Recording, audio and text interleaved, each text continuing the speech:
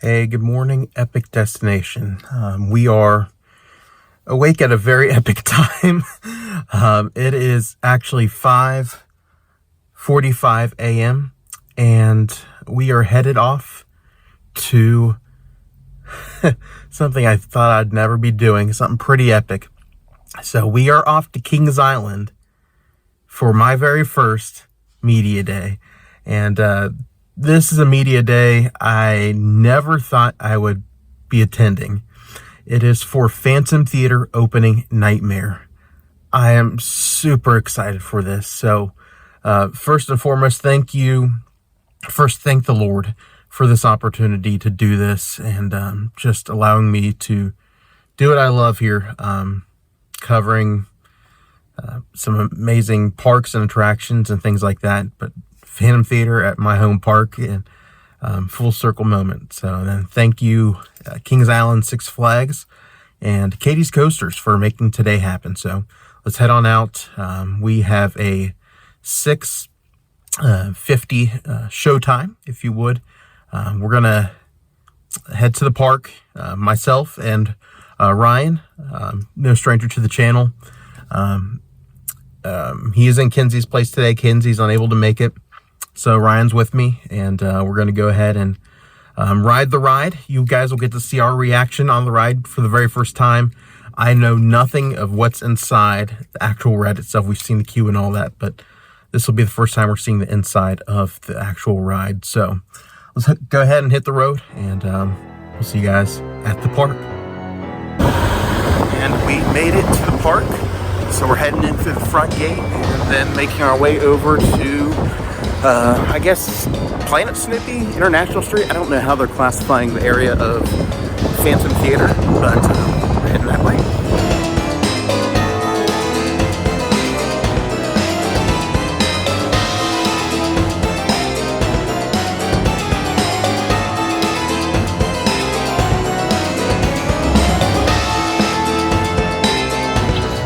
To start off the morning, we have a scheduled time slot for a on-ride recording, so you'll see our reactions in real time. So let's head on in to the Phantom Theater.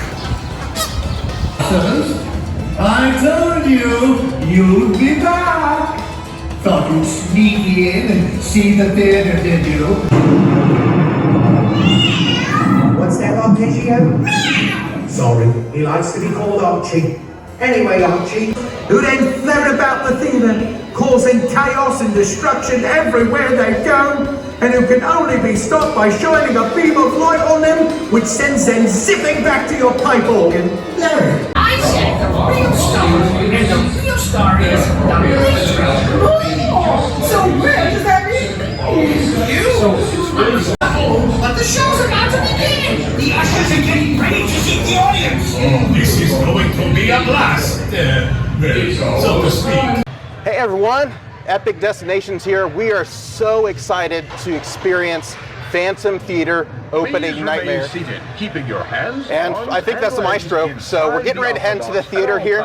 This is Ryan's first time ever experiencing anything Phantom Theater. So we're excited to see what this has in store, see how it compares to the original attraction. So let's go ahead and head on in. But first, thank you Kings Island, Six Flags, and Katie's Coasters for allowing us to come out today. So let's go ahead and grab our flashlights and go. Hey, No Legs Larry. Usher. So we got No Legs Larry, our Usher flashlights, and it is, the show begins at midnight. Interesting. So we'll see here. So we're here at the auditorium. Gathering and waiting for the show to begin. So let's go ahead and see here. The maestro's here. That's so cool. Like, I can't even tell if we're spending more or less than the original ride. I don't remember. Oh, he is the maestro. So, oh no, the ghost notes are on the loose. So, it's the ghost notes. So we got ghost notes, we got, oh, this is neat. So, with these flashlights compared to the Boo Blasters, these are more digital than just cardboard cutouts. This is really neat. I see how this works. So we have our own colors So on here.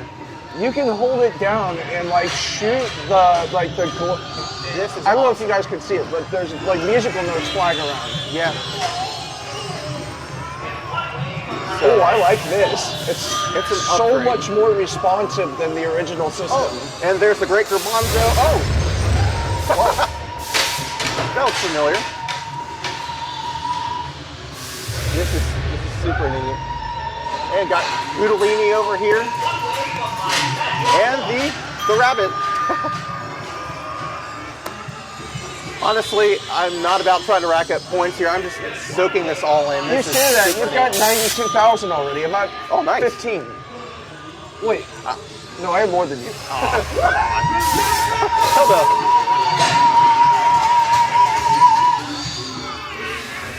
So to tell if you've gotten points if you're not looking at your scoreboard, the flashlight vibrates. So we got the amazing Sir Pretzel. He's a new character. We got Lionel Fillmore, and he's super cool. And we got the electrical room. This looks good. This looks really good, actually. There it is. So in the original Phantom Theater, they had these statues that would follow you all over. So their eyes would follow you no matter where you looked. They got one here. And they got Bosco here. And Oh, come on, I gotta hurry. The maestro forgot his music. so the cool thing about this attraction, if you listen closely, it looks like it's the final scene here, but if you saw Phantom Theater Encore, we're back on the stage once again, is playing. So this is so cool that they're bringing in Phantom Theater Encore. So I don't know if the song was written before or after they came up with this attraction, but it's playing. This is cool.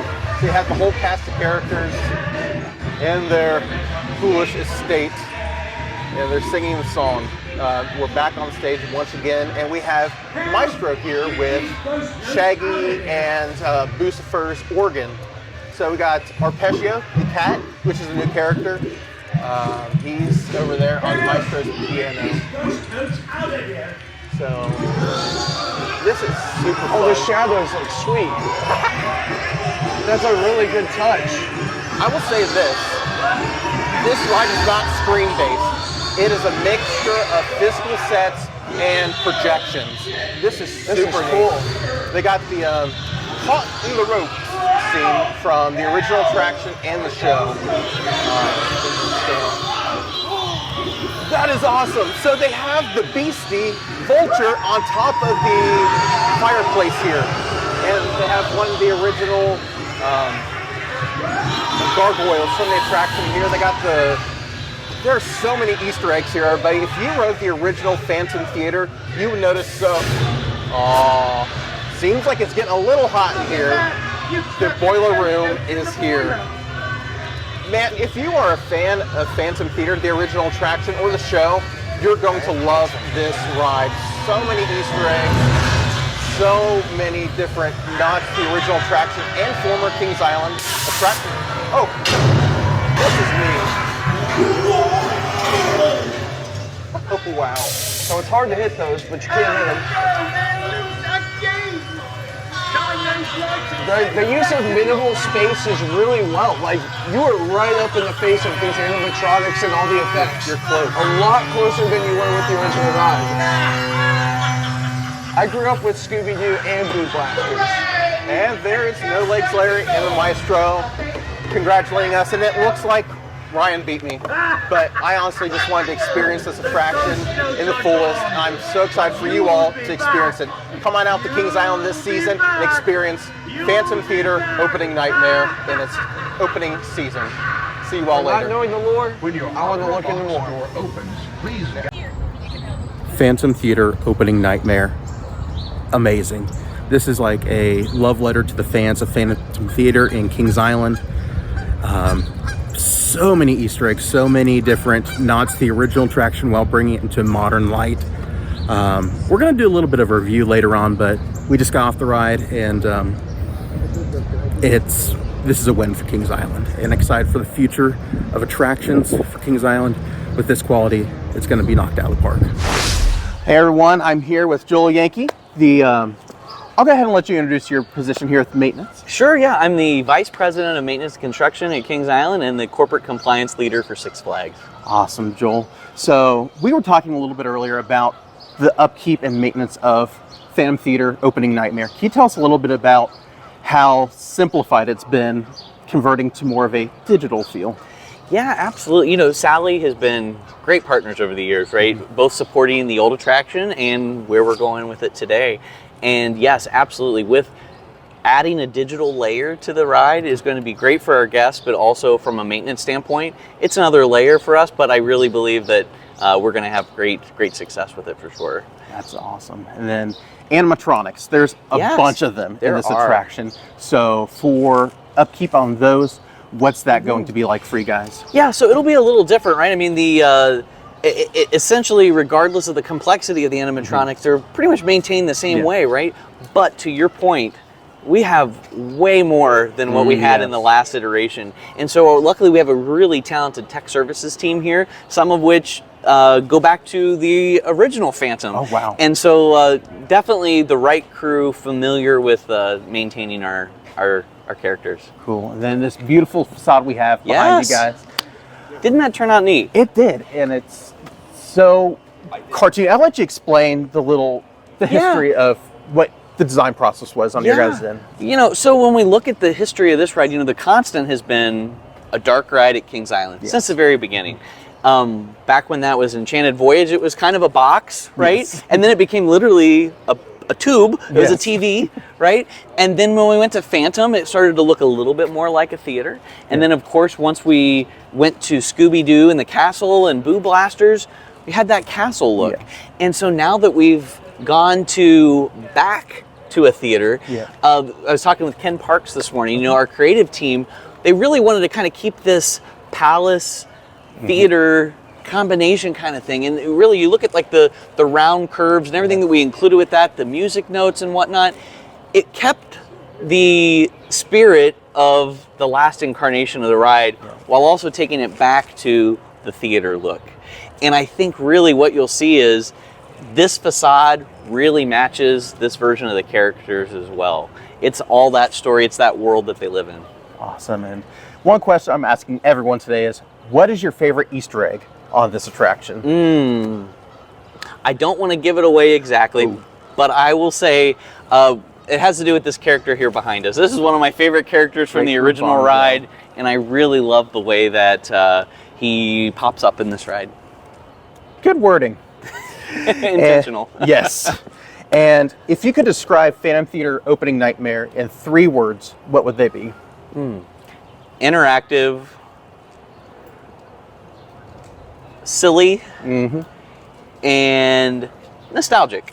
Those are good words. I'll agree. Those are perfect for what this attraction is and so much more. So thank you so much, Joel, for joining us. My pleasure. Thanks for enjoying the ride. Absolutely. Hey, everyone, I'm here with the one and only Ken Parks, and I'm going to let him tell you his role here at the park. Well, I work for for Six Flags corporate creative design, and I head up the corporate planning and design group. So I am lucky that I get to lead and work with a bunch of amazing creatives, and we get to all brainstorm and come up with ideas, and ideas like bringing back Phantom Theater to Kings Island. Absolutely. And what's been your favorite part of this process? And we always start the design no matter what we do, whether it's a coaster, a store. We have here at Kings Island, we have the Essential Store that we did. Jason Curtis on our team did that.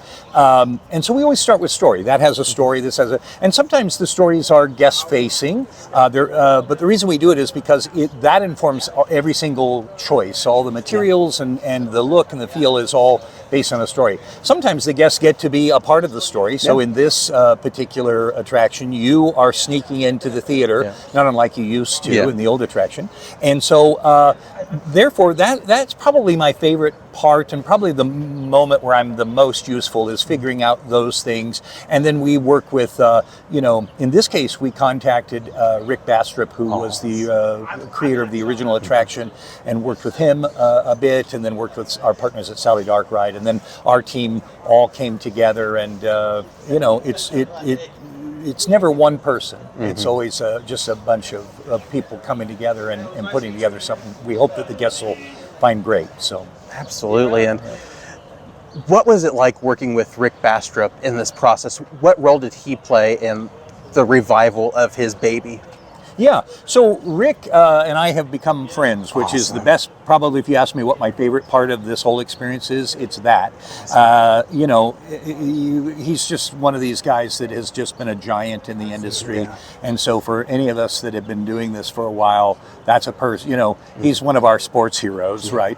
And so with him, first of all, you want to. I had the same thing with Rolly and Chris Crump when I worked on Berry Tales at Knott's Berry Farm, and it's the whole reason it's happening is because of those people, and so that means the first thing you do is reach out and say, "Hey, we're thinking of doing this, and what are your thoughts?" So with Rick, I worked on Rick with the script portion of it, and then when we were able to get Richard Doyle, who is the voice of the maestro, to get him to come back, I said to Rick, you should come in and direct him. And so Rick did that with us, and so it's just been great working with him. And then the other thing I said is, you have to be in the attraction. You have to. This time you need to be in it. So he has a voice. He's the character of the electrician. Who's used to be called Gus, but is now named Rick. Okay. And so you'll hear there's a couple of mentions even in the queue of Rick firing up the slide projector to give the ride instruction video. So that is neat that you incorporated him into it, and you have the original maestro on this ride. Yeah. I remember you guys using him for the voice of the announcement for Encore when it came here, but to have him archived in this attraction is so neat and special to the fans of this attraction, those who grew up with his original maestro voice. So with that, what has been your favorite detail of this ride without giving too much away of it? What Easter egg would you say is your favorite? Yeah, so I was not a person who grew up with the original attraction, but I have grown up with attractions that I have been obsessed with. So I totally understood everyone's obsession with this attraction. I probably, to me, probably getting Richard Doyle back is probably the thing that was really exciting to me. But there are all of these pieces that, if you were a fan of Phantom or a fan of Scooby-Doo or Boo Blasters, everything is represented in the attraction, and you can find all kinds of Easter eggs. Have you gone on it yet? We have. Okay, what was your favorite? What did you find? Anything that you were like, wait a minute? There's one that I knew automatically, and it was the vulture from the Beastie. And I'm like, that's the vulture from the Beastie. I was so excited to see that. And you guys preserving the legacy of the park, not just Phantom Theater and its original property, but the park history as well. And that's what I love about Kings Island, is that it loves its history. Yeah. And many parks try to hide their history and things like that, but Kings Island preserves it. And we noticed that with the 50th anniversary and that show, which was amazing. Which I'll ask you this. Yeah. We're back on the stage again written for the show, or was it for the ride originally? No, it was, although we've been working on this for 3 years, it was written for the show. The way that came up is I was working with through our corporate group and our team. I was working on the 50th, helping produce the 50th for Kings Island. So we worked on the fireworks show, and then one of the things that we pitched early on was we really wanted to bring the attraction back for the 50th, but we knew we didn't have the capital funds to do that. So we thought, well, at least we could do a show. So we worked with our entertainment team and created the show. So but all of that sort of just kind of snowballed into bringing this back.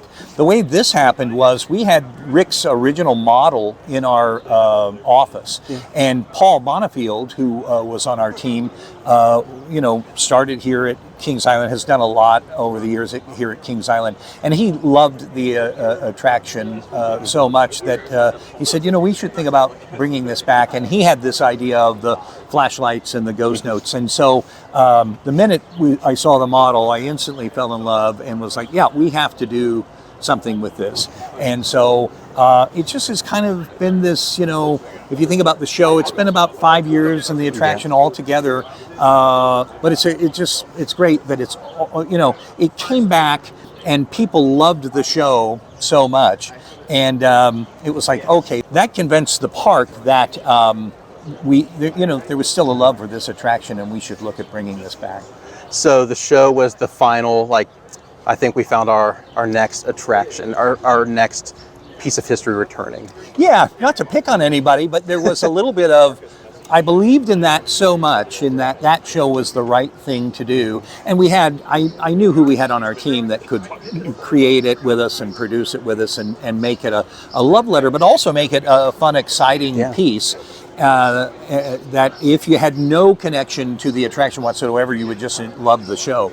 And there was a little bit of resistance to, people won't remember that, and there's always going to be that no matter what you dream up. And so luckily we were right, I guess. We don't always have to be right, but we were right in that case.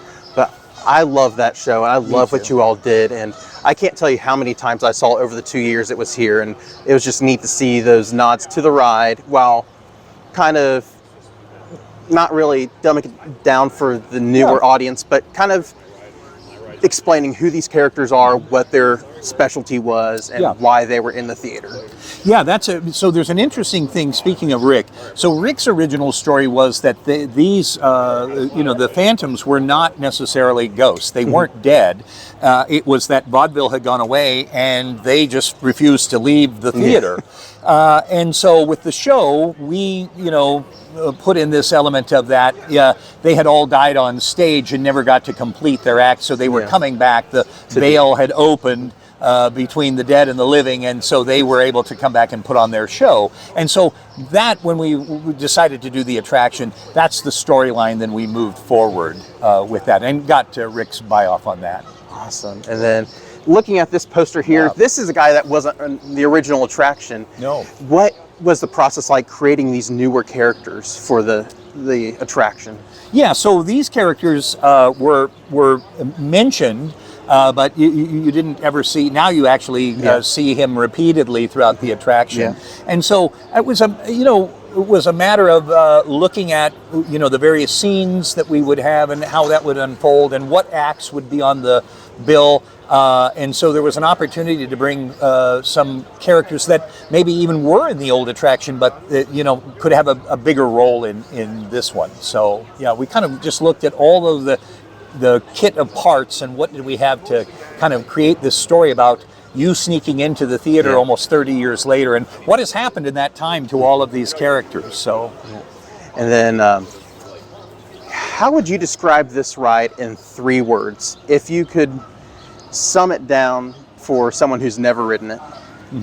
Oh, that's 3 words is tough, right? Because there's a lot to describe it. Well, I hope that it I hope that it brings joy, and I hope that people that had a love for the original attraction find that again. As corny and as trite as it would be, it is fun for everyone.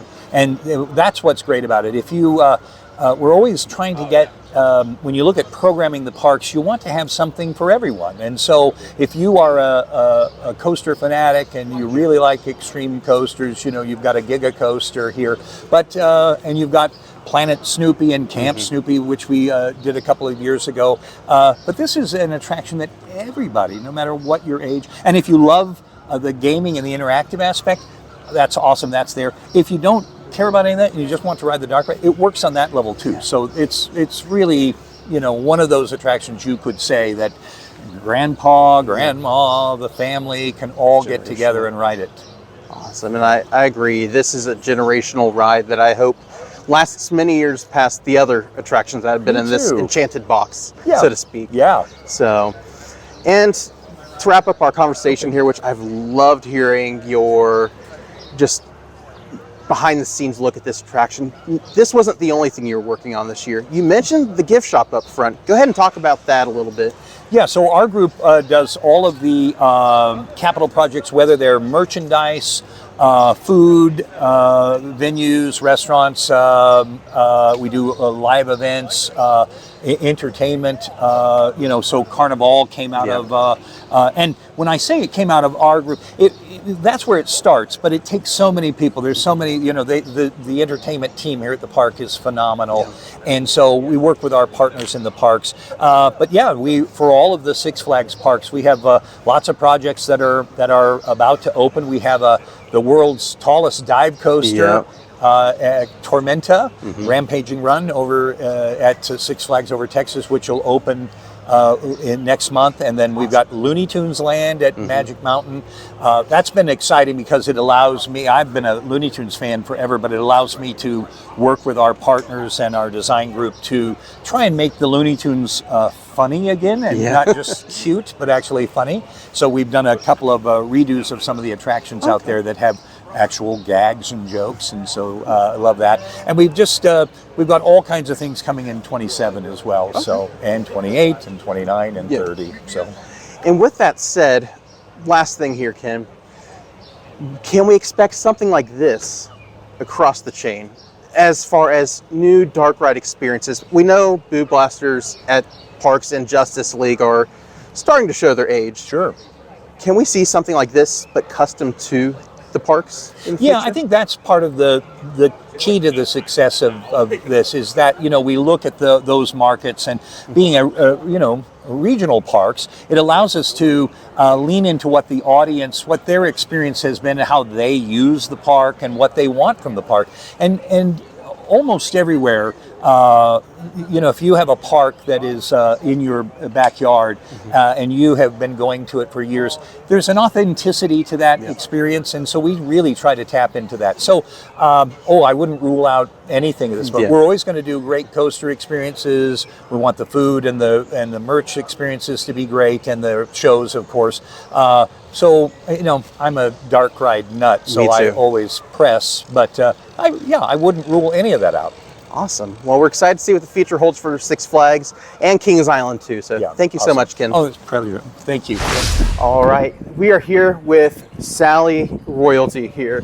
So we have Drew and Lauren from Sally Dark Rides, and we just got off Phantom Theater for the second time, and our minds are just blown. You all did an amazing job just preserving this legacy of Kings Island, and fans of the ride and of Kings Island will enjoy this so much. Looking for Easter eggs, reliving the characters, meeting some new characters. So let's go ahead and start off having you guys introduce yourselves and give a little history lesson for those who don't know what Sally Dark Rides are.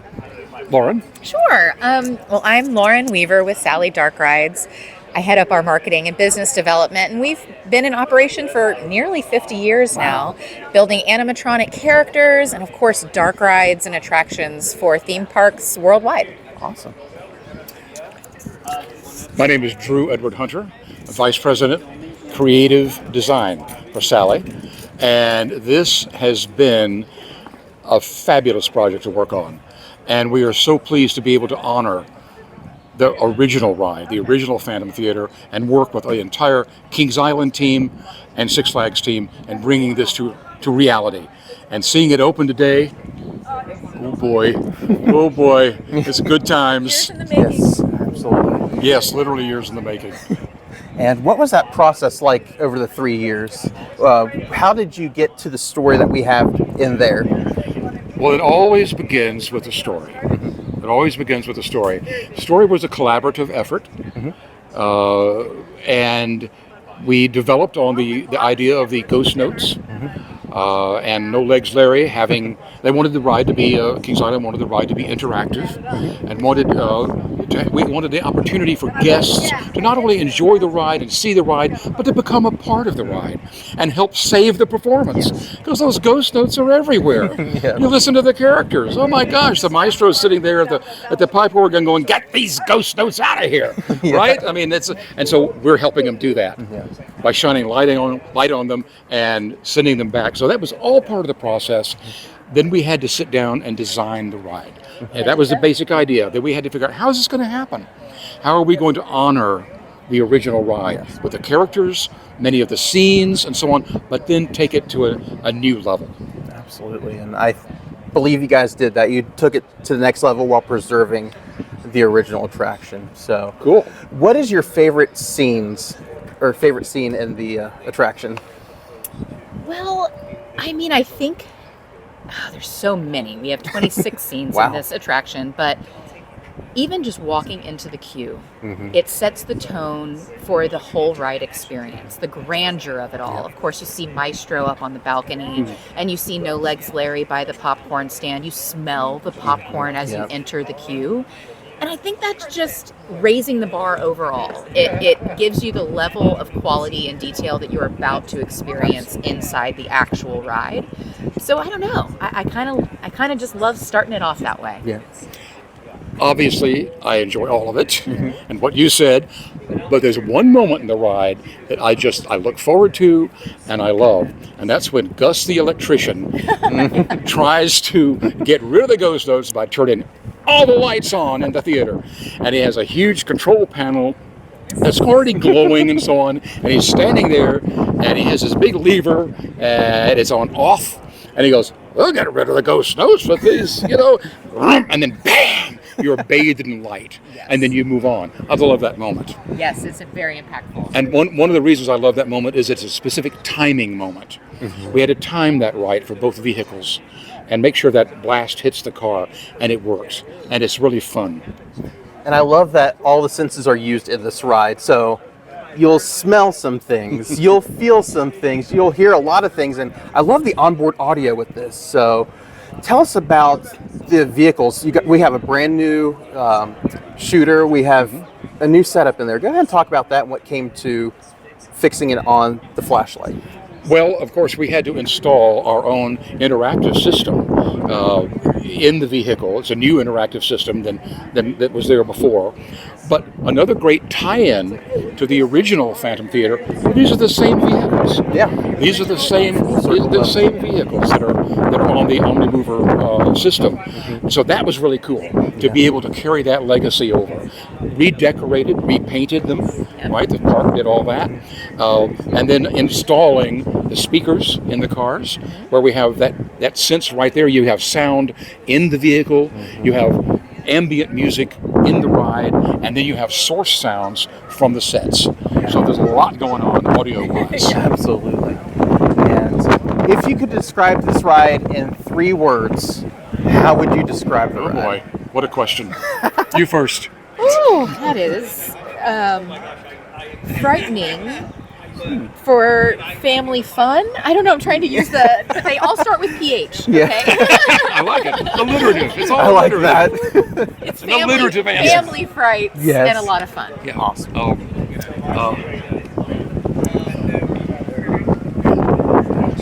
A phantasmagoric. Oh, I like that. Phantasmagoric. If we use dark ride as one word, There's a dash in there. dark ride adventure or experience, a phantasmic dark experience. I think you guys need to trademark that. Yeah, we should. Those would be A phantasmagorical. Phantasmagorical is a great word. That is I don't know if it can fit on a license plate, though. Use small letters.